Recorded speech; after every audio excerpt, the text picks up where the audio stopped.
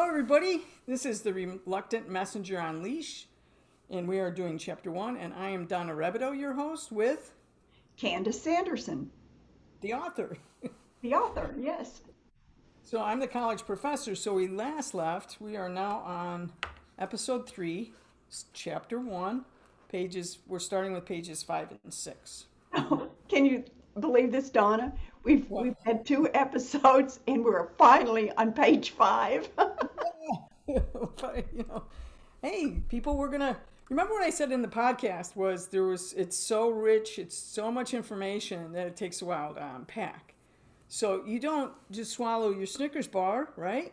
Well, I do, but I Oh, like it better when I can slow down. take it one almond at a time. Is there, yeah, or No, almond joy? no, no almonds. Oh, almond joy, yes. Snickers, peanuts. All right, so folks, we're gonna Remember, go. my name is Yeah, Candy. I know all about candy. my name's Donna, and I know all about candy too. All right. Okay, so pages 5 and 6 is really it's an important point. I hope that you guys have read it. It's Marilyn's family reunion, and it has multiple spouses. And we're going to talk about Doreen talking to Marilyn about granting permission to allow living persons to see them.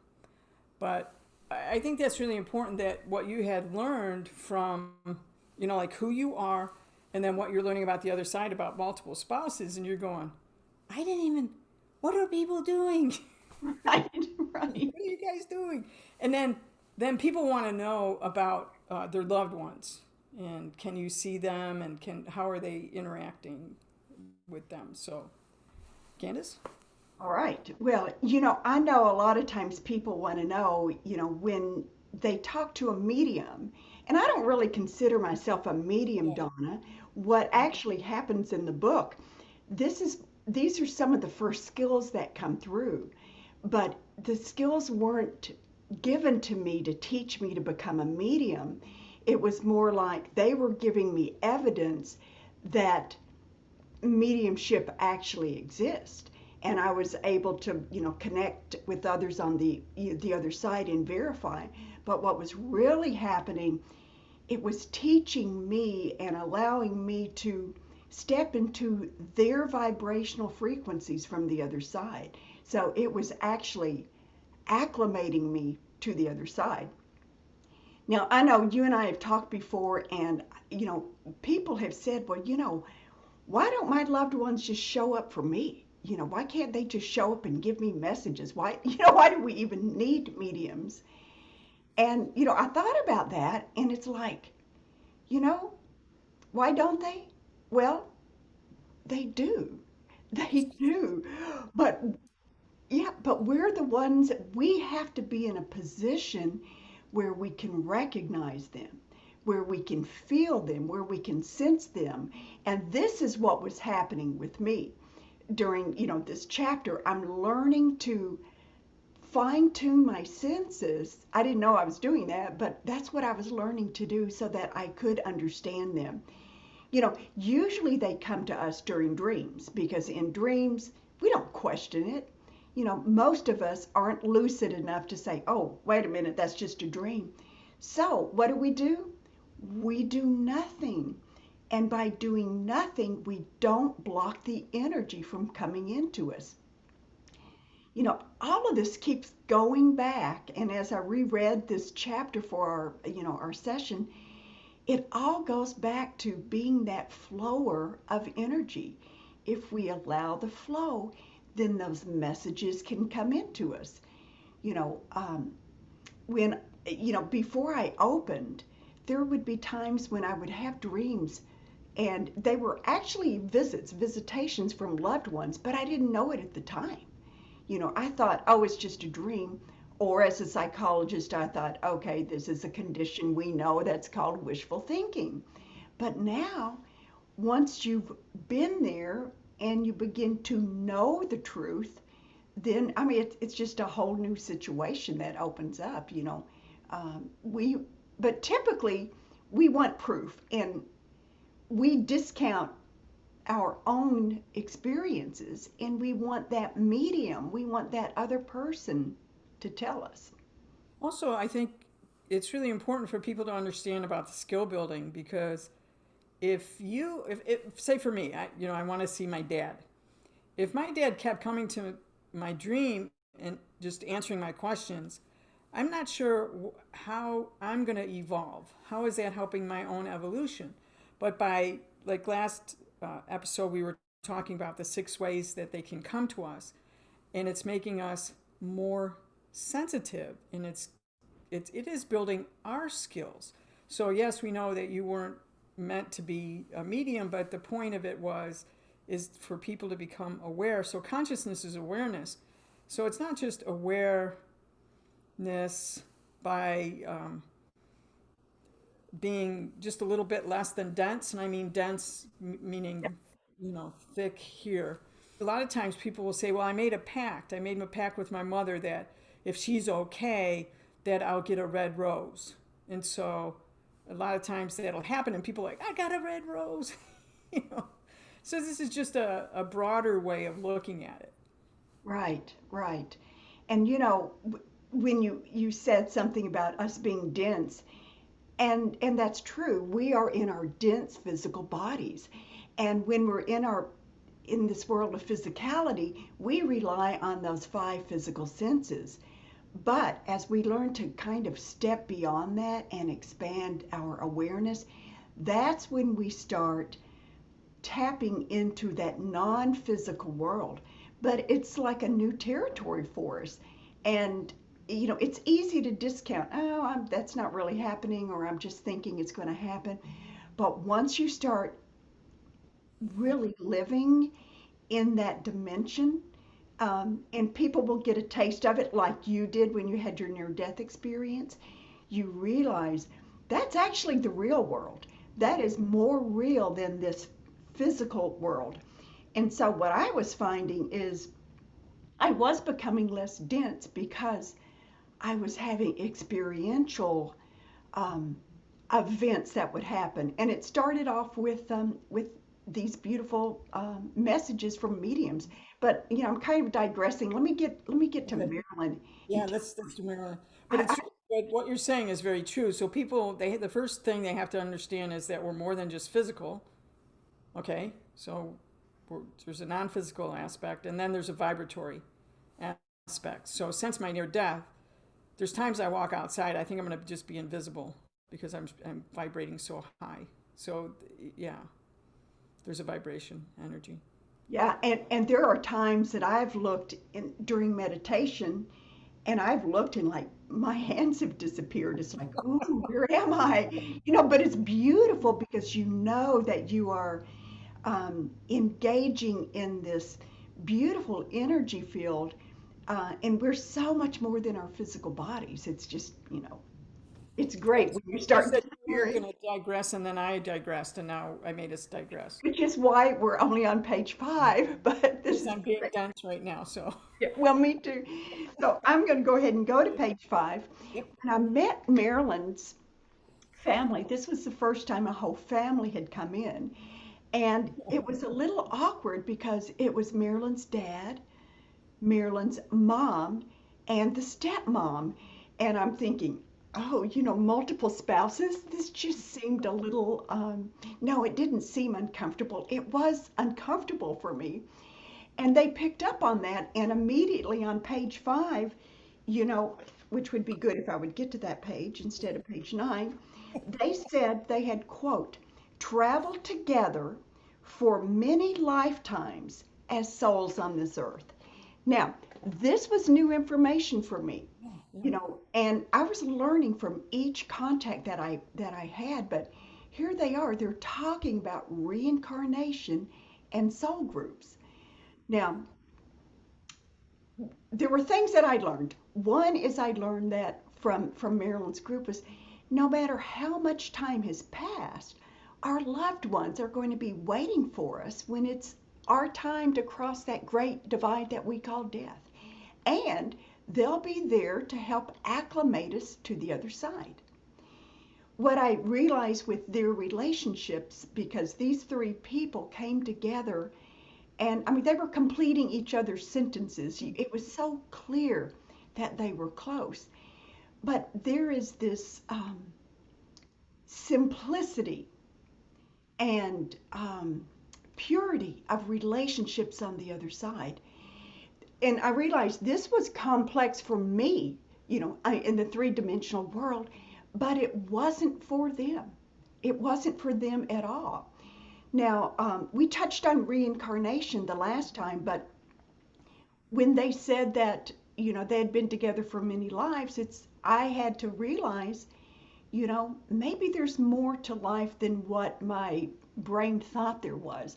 I didn't believe in reincarnation back then, but it just makes sense now. It's logical. So I was learning more and more about myself and my belief systems. And that everything I had wrapped up in a box that said there's no such thing as reincarnation, it just like dissolved. But what happened with each time, I was able to make room for other beliefs. And this is what was happening. That's great. It's exactly what happens. Exactly. Now, what I found out later, I mean, yeah, the next thing Marilyn talked about, well, Doreen talked about Marilyn's mom, was something that really, really surprised me. I had heard of reincarnation before. I didn't believe it. I did come to believe it. But what happened next was such a valuable lesson. Now, before I tell you this, I want to tell you about Marilyn. She was a good friend of mine, still is. Um, she earned her doctoral degree. So she is an educated professional. And in psychology, we would call her a dependable, reliable informant. She is not prone to exaggeration. She's what we would call a very solid citizen. Okay? Now, Marilyn's mom, Doreen, came forward with this group, and she told me that she had a message for Marilyn. And she said that Marilyn had indeed seen her after she passed. And I'm thinking, wow, how cool is that? Now, and I think we're on page 6 here. So we're I'm talking about Marilyn, and she says, so I called Marilyn up and I said, Marilyn, you can't believe, your mom came in, Doreen came in. I mean, everybody came in. And then I told her the part about seeing her. And it had been over 25 years since this had happened. And Marilyn goes through I go through all Marilyn's detail on page 6 about exactly what happened. And it's like, this is so amazing. Now, you've got to understand, I was brand new at this. I had only had a few messages, so I was still learning. But from what I could understand, Doreen was telling me that this is not a common occurrence, that you can't just pop into reality over here and people will see you. And that there was actually some sort of approval process to allow the person to do this. And it's not like they actually show up here. It's more like they have or they're granted the ability to project their energy into this space. So us in this three-dimensional reality will look and see maybe another person, but instead of seeing the other person, we see that loved one. Now, since then, what's interesting is I've had other people come to me and tell me they've experienced the same thing. And I wish I knew more about it, but I think what it speaks to is the magic on the other side. Now, from our perspective, it's miraculous and it's magical, but it really isn't for them because they are nothing but energy and they can learn to manipulate that energy in order to affect us. And that's exactly what happened. Well, a lot of times, what people, again, it goes back to why do you want them to show up? One, I want to know that they're okay. So let us answer that. They're okay. Absolutely, they're okay. Everybody's okay. And when they want to know, were they in pain?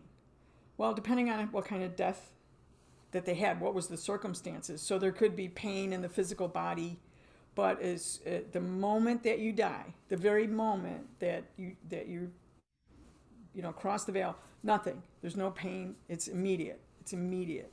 That you're okay immediately. And then people have different experiences based on what we've already talked about. And so we're saying most of the time they come in your dreams. They can come in out of body, but you're entering another state. So I saw my dad, and I saw my pet Sadie, and I didn't know you could see pets. Right. I didn't know that. So when I was having an out of body experience, and I saw my Sadie, which I'm writing a book about her, she was a guide dog. I got her back, and then we became a pet therapy team. So when I saw her, there's no one more shocked in the other dimension than I was. So I was like, and when I came back and I was asking people that, oh yeah, you can see your dogs. And I said, well, no one told me that. I didn't know that. What the heck? So yeah, so people, they're not going to give you answers on stuff you need to work out because you're here to learn your lessons. Right. So people ask, well, when would they be granted that permission? And again, it's complex for us on this side. So I don't know if we can answer that for everybody, but I know in my family we have a long list of people that were able to see loved ones, and I'm not sure why my soul family has been granted those kinds of things, but What a blessing. it is. It's terrible blessing. Can you say terrible and blessing in the same time? But it's a blessing. So I've gotten to see some people not as often as I would like, and it's only come on circumstances where it was helping my evolution. Right. So it Right. wasn't necessarily here are the numbers for the lottery. Good luck. You do well. Not too bad. Yeah. Donna, I'd like to say something about pain when Yeah. people are Yeah. passing. You apparently were in significant pain and you were aware of it during your NDE, but that isn't always the case. Okay. I've talked to many people who have had NDEs, and as soon as the event occurred that created their death or near death, their consciousness or their awareness was pulled out of their body, It's and what they happened. observed what happened to them during the event. This goes back to Robin, who I talked about Oh last yeah. time, who was brutally murdered by her ex. But what happened with her, and I didn't even put this in the book, and I probably should have, is as soon as this happened and she knew that she was passing, she left. She left. So she did not experience that horrific pain. So many people wonder about, when their loved ones do pass in a tragic accident, like, oh, the pain that they're in. Well, first of all, it's, within seconds, as you say, you're in this bliss and you're no longer feeling pain. But rest assured that many of them don't even feel that pain. They are removed beforehand. So I My did want to pass that yeah. on. My pain was because I had a tow rope wrapped around my leg. It strangled my leg to the bone. So the pain was that strangulation. So as I was being drug underwater, it's interesting because the pain first happened when it was strangled, but as I was being drug underwater, I didn't feel that pain. And then when I died, it was like bliss. It was like, oh, here I am. And that's true. Here I am. Here That's I who am. you really are, Yeah, I was shocked about that. I go, oh, I'm here. Right. It's me. It's so interesting. We know about these things, and I mean, I grew up in a Judeo-Christian, heritage, and I knew or thought I knew that when you die, you continue to live. But until you've experienced it, it's such a shock, such a beautiful shock. It's like, wow, it's really true. The real me is still here. Yeah, it's you, and I called it the Jello mold. You know, I could tell that I was even having a transition from who I was into who I really am. So, but I don't want to confuse people with that one. Maybe we'll do that when we talk about, you know, Okay. what happens afterwards. What I said, you're busy. You're busy on the other side. There's lots to do. Right. You're not just hanging around because people want to know how come I can't see them right away. I said they're busy. What are they busy doing? I go, oh, they got reports. They got, you know, they got all. They're doing a lot over there. Give them 3 months. Right. Think about it. They're reporting for They're duty. reporting. They're But reporting. They're but also quite often when there's a passing, we're not ready. We're in a state of grief, and that grief can hold us back because, there's something we want. Um, and so it's really both of them. But, and time doesn't, I was going to say time doesn't work the same way over there. And that's not a true fact. Mhm. The fact is, there is no time over there. There is no time. So, what might be our interpretation of 3 or 4 months might be a split second for them. When and my sister, people ask me, well, how long was there between when you drowned and came back? And my sister said it didn't seem that long, but when you hear my story, it's like it could have been months over there. And Right. but I knew one of the first things besides going through the veil, immediately I knew there was no time. I mean, I almost knew that before I knew my consciousness, where my consciousness was. And all I can say is I felt it on my skin, but I had no skin. But when I went through the veil, it was immediate. This is what eternity feels like. It's almost like you don't hear a clock. Like you don't hear, and when I'm here on this side, when I came back, I hear clocks all the time. I almost can hear the linear time going by, but it's an illusion. It's Right. and I don't know how else to say. I don't know how to tell people what that concept is because there's concepts over there that aren't here, but we're using these 3D words to try to explain that. But yeah, there's no time over there. But And you yeah. actually, chapter 3, Father Time, We're we gonna talk talk. about that. Okay, so let's go to page 7. And so it goes. And now what's happening is that we've had this flurry of mediumship, evidential mediumship, and like Candy's saying, she's being taught this. So the Muses Within. You found yourself needing to adjust the sails. I like that. As a different set of communications arrived. And then in August, a direct personal dialogue that had nothing to do with the greater humanity. And so on August 1st, 2 years later, Muses Within will let you help you write the book. So information you want to start with on page 7 at the bottom. Information came from multiple messengers. And then what did that feel like? So first of all, you didn't know that you're going to have multiple messages.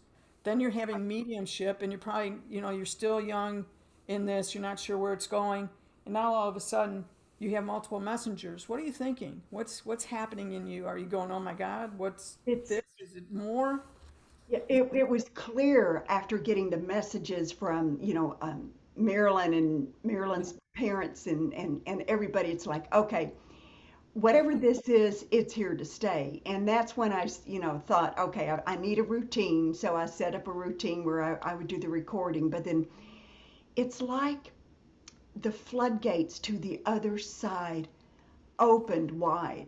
And I had never really read any books on channeling. I didn't know anything about this other than what I was I love it. experiencing.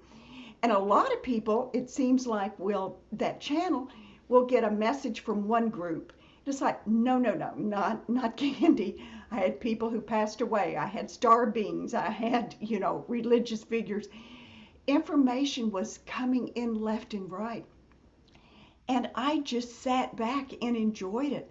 I documented it all. I mean, sometimes I would have 2 or 3 messages from in the same day from multiple people, or I should say energy systems. So now when we start on page 7, there's a little text divider, and it's like, now it's time to really start talking about the Muses Within.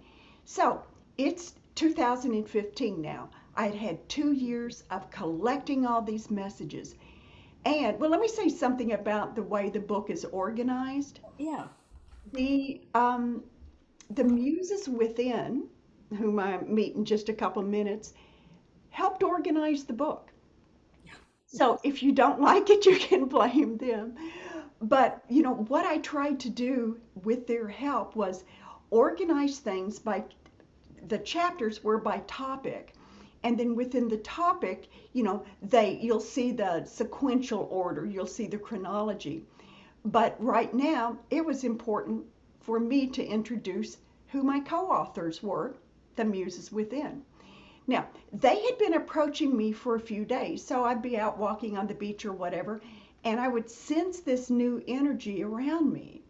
Now, I'd learned to figure out who the messengers were because it was familiar. It was either their language that they used or just their vibration in their field. Now, I'm still learning. Quite often I wouldn't ask who they were because frankly, it wasn't important. The messages they were giving me were important. But anyway, I'd felt them buzzing around me for a while. And all of a sudden, this morning, they decided it was time to it was time for them to introduce themselves to me. And it was so different, Donna, because it was like you and I talking. It was very friendly. It was like face to face, a friend had come here to chat. And it was the first time the messengers really spoke to me. Um, Often they would be very, maybe distant, that may not be impersonal. They would say humans do this and humans do that, but here they are, all of a sudden talking to me. And they finished the conversation saying that I was going to write a book, and I'm thinking, what? But then they told me they were the ones who had given me that initial message about the flower and being a flower of energy. And immediately it was like this aha, because their words were so poetic. It was like prose. Um, it was just, I loved it. Here I am finally meeting those first messengers. Did you talk to anybody about this in those 2 years? Did you have any groups that you or people that you can talk that you were talking to? Well, I, had a few of my friends that are still friends, and, they know that, Candy started experiencing this. But I basically kept it quiet Oh, until I was working then. oh yeah, Well, that's I right. You, was working, yeah. but I was part of the LCN, which is the local chapter network with Monroe Institute. That is their volunteer branch.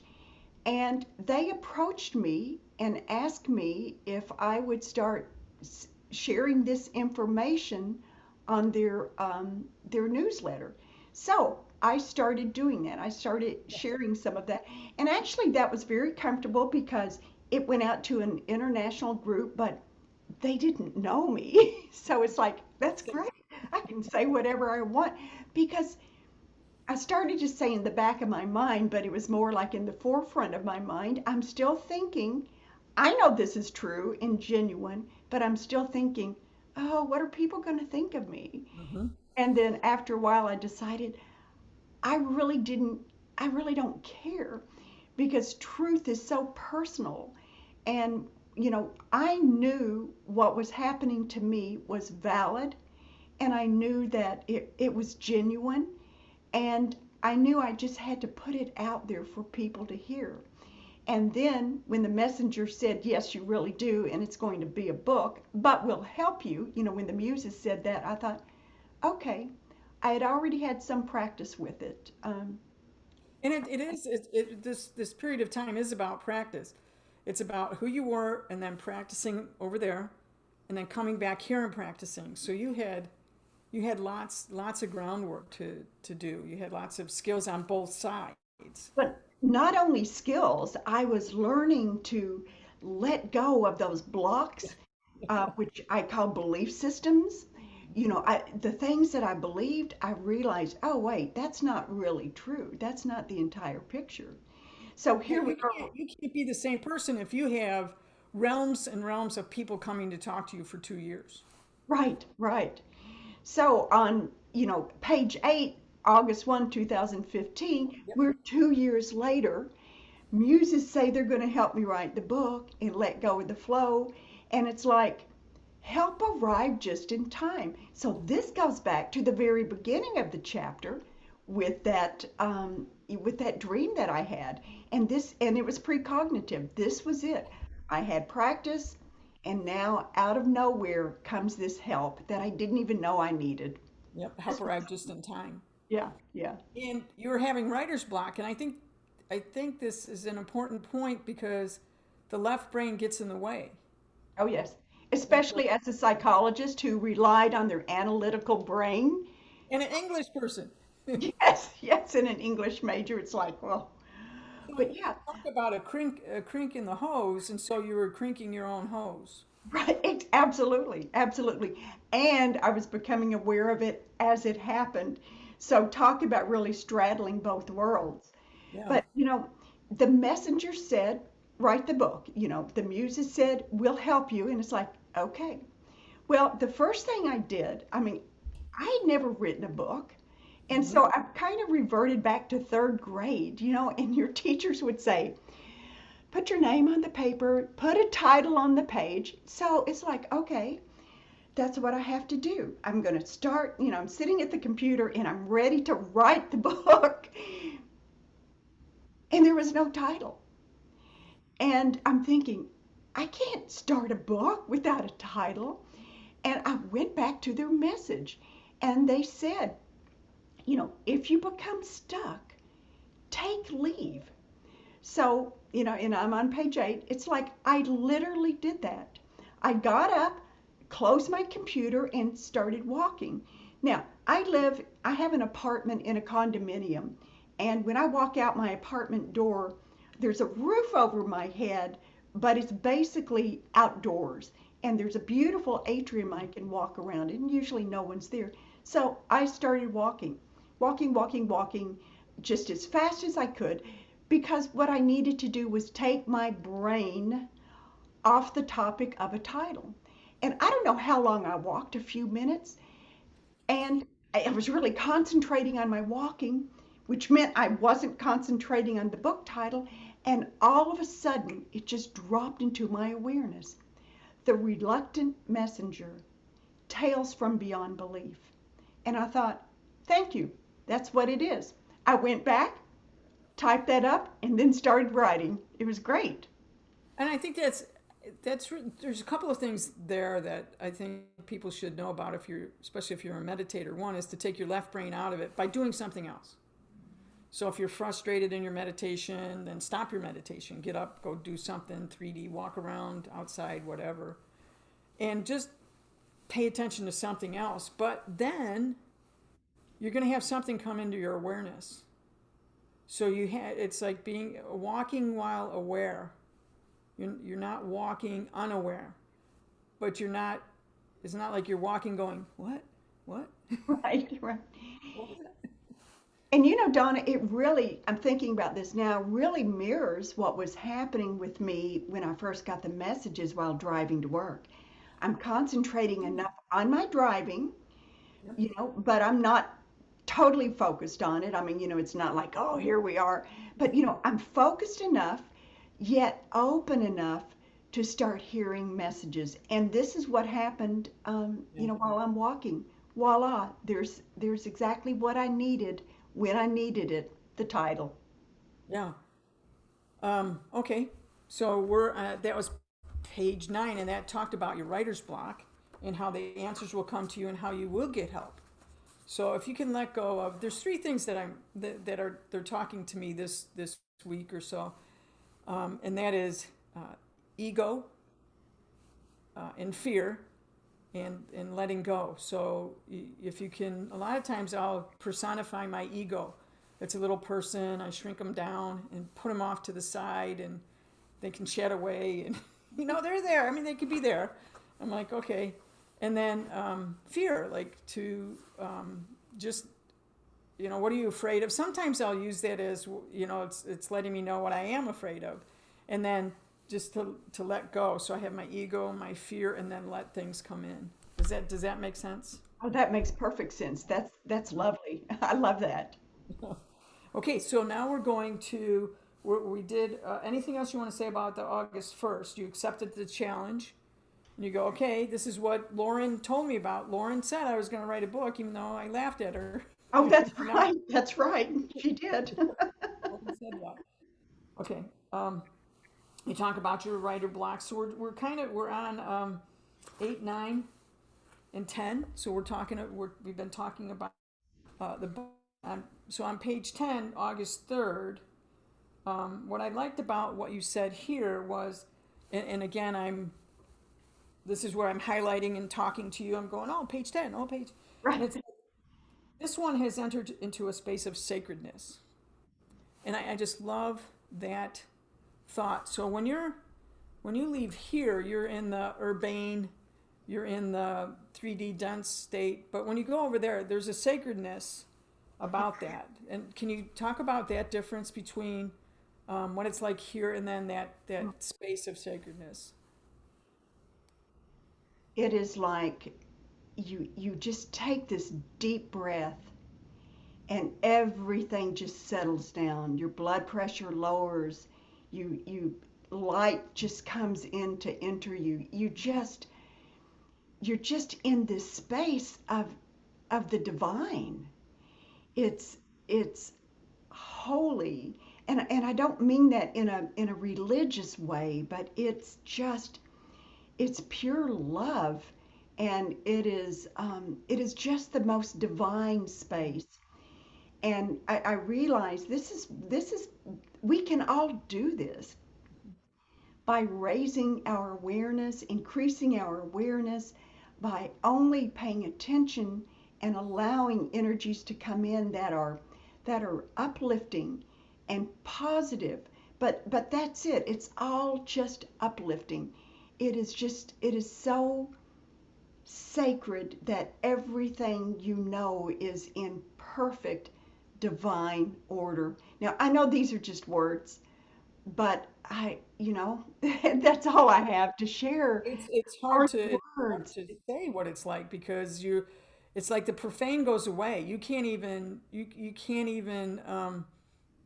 bring that. It's almost like when you go through the veil, that stuff just gets scraped off of you or Oh, something. that is perfect. I don't think I wrote this in the book, but in one of the messages I've had, they've shown me the veil, and it's like this. Well, it's luminescent and it's beautiful, but it's almost like a very thin sheet of rubber. Mhm. And as you walk through it, Yep. you're dragging your body and your energy body through it, and it captures those low-lying energies. Yes. So it literally does, when you're on the other side, clear your field. It really does. So that was a perfect example. Well, only because it happened. I have the experience of it. And I called it like saran wrap, but it was like a plasma saran wrap goo, but it wasn't kind of. But when you go through it, it does scrape that off of you, and you enter into this space that um, I'll just talk for a minute about love before we talk about this allowing well-established beliefs to drop away because that did change my life. It changed how I looked and viewed things. But when I went over there, and you're in the presence of, I knew I was in the presence of the energy being who created everything. And I was being shot through with love. And you guys can't even believe what love, it makes the love on this side. Think about, I mean, like the love of a person, the love of your dog, whatever it is, it's so, it's so faded compared to this love. And so you can't, when it's sacred, it really is. It's like, and you don't have to, just don't have to think about it. Her path began by allowing well-established belief systems to drop away. And Tom Campbell said, what you do is, he asked you to suspend your beliefs. And in my podcast with Tom, we talk a little bit about what that means. And he goes, well, what I really like to tell people is throw away their belief system. So, you've talked a little bit about that, but as you're having these experiences, you come back, you go, oh, all the stuff I thought can't possibly be true. It cannot be true. And so it takes a while. It took me a while to assimilate. Did it take you a while to assimilate? It did. And I mean, mine first started, I thought, on the level of hearing people like, Doreen saying, we've been together many lifetimes. And so my brain is thinking, wait, how can that be? But what was happening is I was really assimilating energetically to the other side. So just as you walked through that veil and things changed with you, the same thing was happening with me. So it's like being hit by two things. One is that brain saying, wait a minute, but then I was experiencing it. But what I really liked was, after a while, I realized, our beliefs are the foundation of our lives. And there's so many beliefs that we thought were truths. We didn't see them as beliefs. But when you start questioning this, then you start questioning that. And you start using this laser focus, and you realize so many truths that you thought were true. They're not. They're part of your belief system. And it serves us so well quite often in our lives.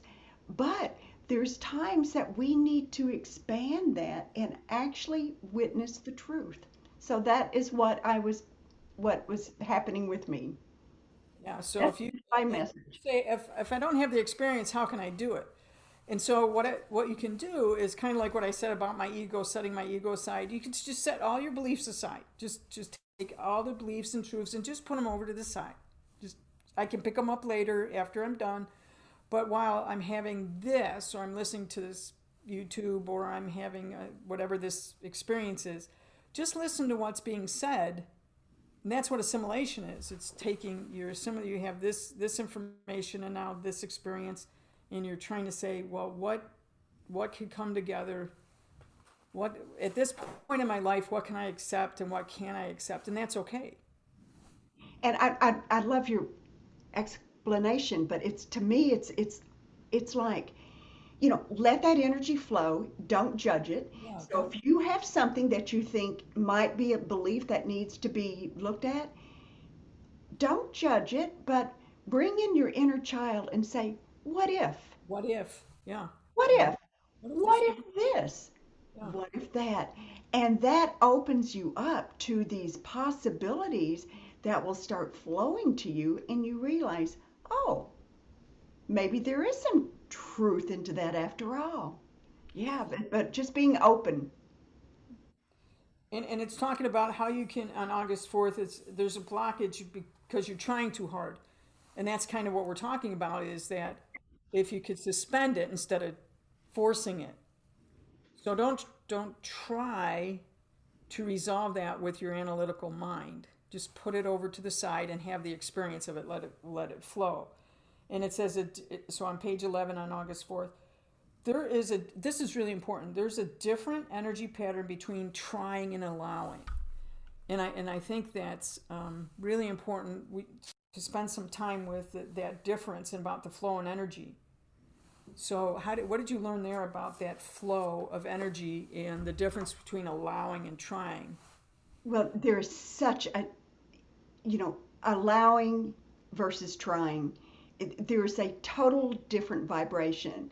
And in the book somewhere, one page, I'm not too sure where, um, I the messengers gave me this beautiful video, this beautiful vision about trying versus allowing. Hmm. There was a video of a man in a desert. He's just parched. He's just so thirsty, just dying of thirst. And all of a sudden, he comes across this open spigot of water. He's so desperate, he has to drink. So he's grabbing at the water, and most of the water, you know, just goes everywhere but his mouth. Yeah. And then they showed me the same video, but this time this man opened his hands and allowed the water to flow into his hands, and the water overflowed. There was so much, and he was able to get as much as he wanted. And I thought, what a beautiful vision that they shared with me. And it really showed that's the difference between allowing something to come to you versus trying to get it. When I was writing the book and wanted the title, I'm grabbing for words, what is it? But when I just allowed it to enter, it all came to me. So the difference between allowing and, you know, Trying. trying is such a big difference. I've always said that energy is like water in a garden hose. Mhm. If you really want it, if you grab that hose and you have it crimped, it's not going to flow. But just open it up, just let it go. And once you allow things to come into your awareness, more and more energy will flow. And then pretty soon you'll have your hands overflowing with energy or information that just by allowing would comes to you. And you gave some really good examples about inspiration and expiration, and it's those two things are really important to us as acupuncturists about how we are getting inspiration. We're taking energy. We're taking that information in, and you say when you try to reach inspiration, the energy stems from the denser energies of the earth plane. So we're trying to introduce this idea. You're trying to force those energies upward, for lack of a better term, to connect to inspiration. That takes tremendous energy and it's not effective or efficient. The energy of allowing is in the opposite direction. The energy of allowing begins within. Your individual spark of divinity allows the inspiration to come to you. It is an open invitation, creating a beacon effect. And what I found is that in acupuncture, we have what we call the upper canopy, and that's your heart and lungs occupy that upper canopy. So the lungs are important for the inspiration, expiration, but the center of it is your heart. And so you want to talk a little bit about how, even though the energy is flowing this way, how important that you understand how the energy is flowing through your lungs, but really it's really the most important part is about your heart. So can you talk a little bit about You that know, heart lung? the more the more I'm in this field of the non-physical, and the more that I receive messages, the more and more I understand how important the heart is. The heart is like a portal to that other side. That's what allows energy to flow from the messengers to me and back again. When you look at inspiration, we know if you take that word inspired, that's where inspiration comes from, is allowing that in spirit to come to you. And the way to get that to happen, and it was a gradual process for me being a psychologist, so analytical in my brain, but moving that energy all the way down to my heart and allowing that heart just to open. And as you breathe in and then breathe out, you are just allowing this dynamic flow to occur. And And what the messengers have told me is that there is this sacred space between the sacred pause between the inhalation and exhalation where the true magic occurs. I mean, you are literally in the flow, and between inhaling and exhaling, you are in this space of no time. And that is where and how you connect to them. It's all through allowing this divine energy to flow and staying with that flow. And before you know it, you have received some inspiration. And when you receive it, acknowledge it, show gratitude, be so grateful for it, and it will encourage that flow even more. So when you're trying, you're holding your breath, or when there's something that has to do with the difference between holding your breath and breathing. So a lot of times, meditators will go back and learn how to breathe properly, how to breathe from the diaphragm, how to Right. breathe and relax. So it starts with the breath. So you're breathing, you get yourself into that spot.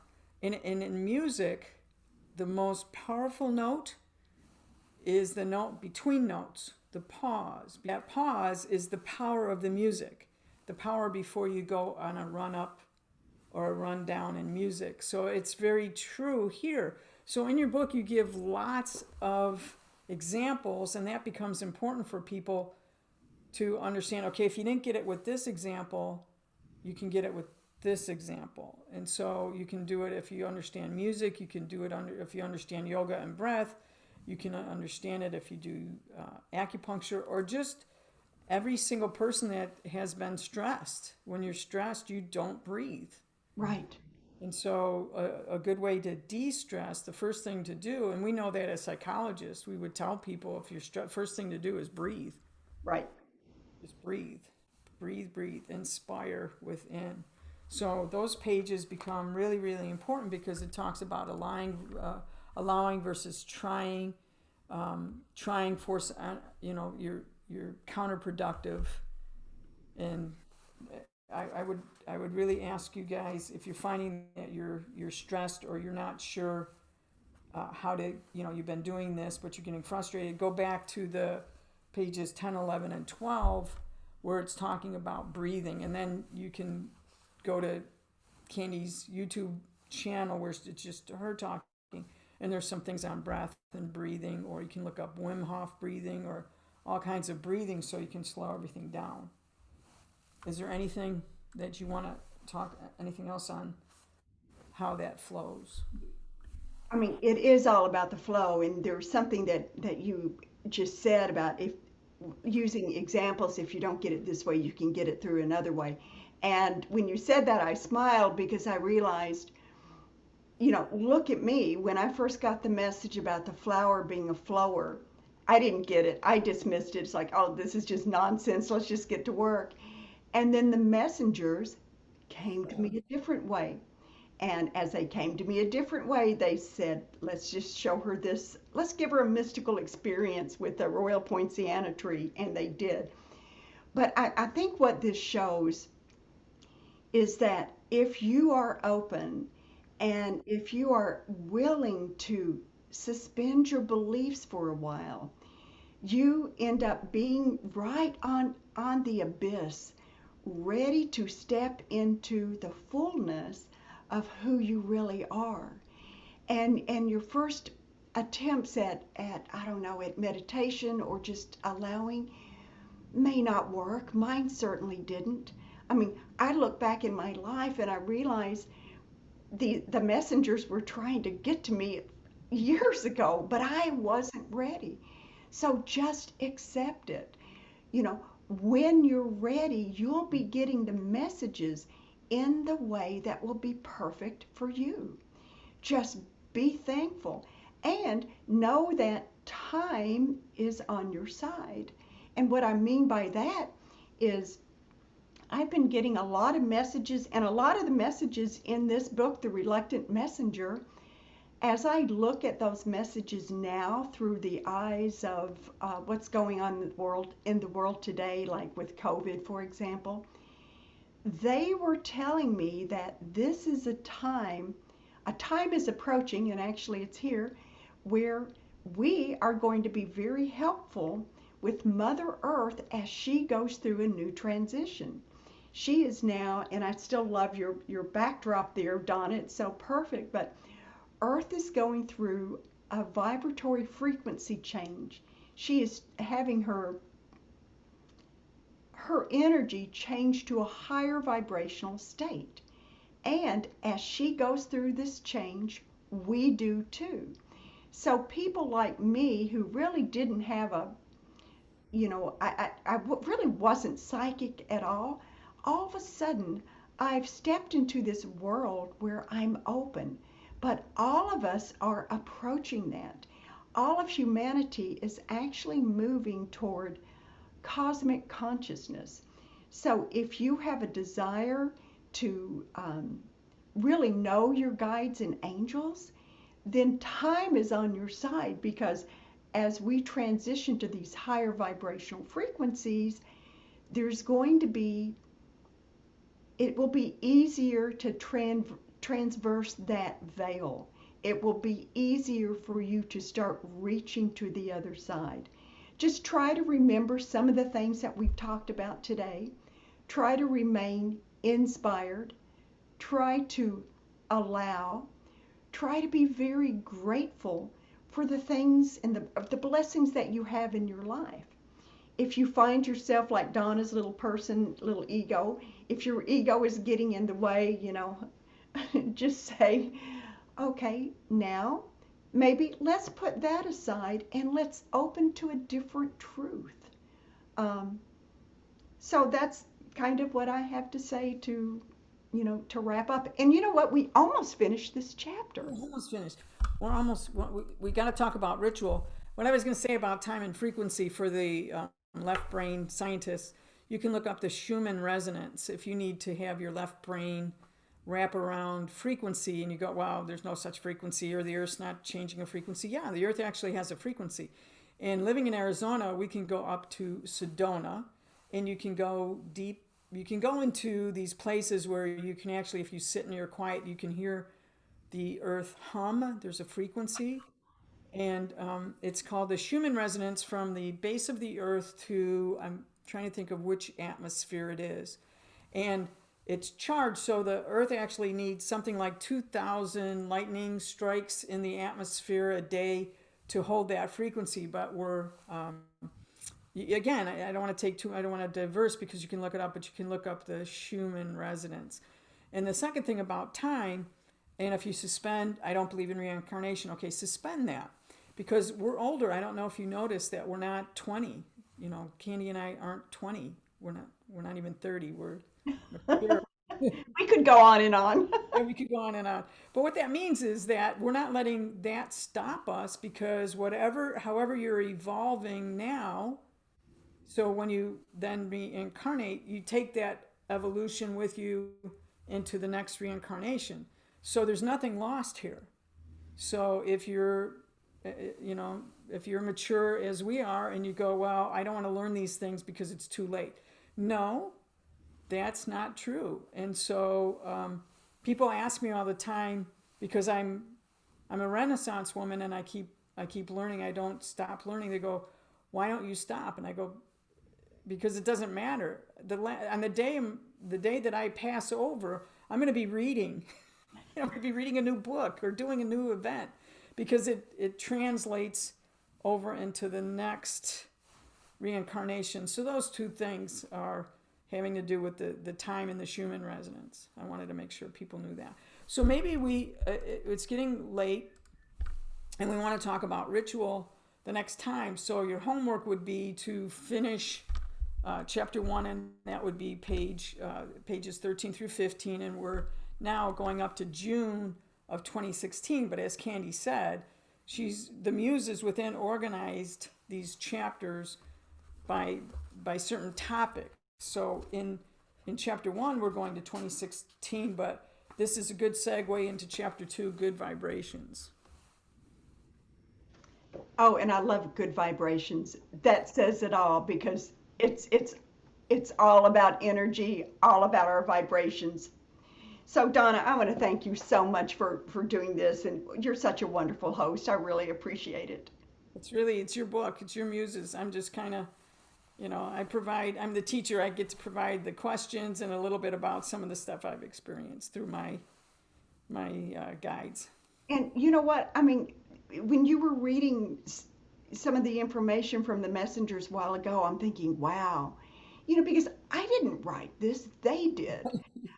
And their actual passages, it's like, wow, they really do have some profound things to say. So thank you for sharing so I could hear it again. You bet. So until next time, everyone, thank you so much for joining us, and we love you, and bye. Subscribe and leave your comments. Leave Yes, comments. please do. Okay. Bye. Bye.